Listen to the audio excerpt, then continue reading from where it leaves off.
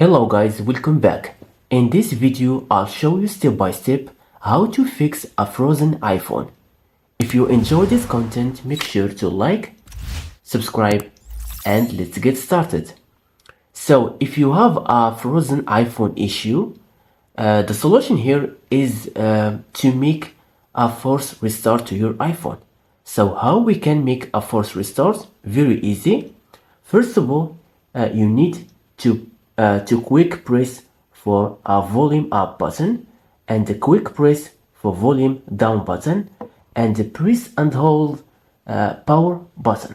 So like this, a quick press to volume up button, a quick press to volume down button, and press and hold your iPhone. Don't move your finger until your iPhone restarts. Perfect. And as you can see here, our iPhone is restored right now. And now wait a moment until turn your iPhone. Perfect. And now as you can see, the iPhone, it's working well. So that is how you can fix frozen iPhone issue. Thank you so much for watching me. If you found this video helpful, please give a thumbs up and see you to the next video.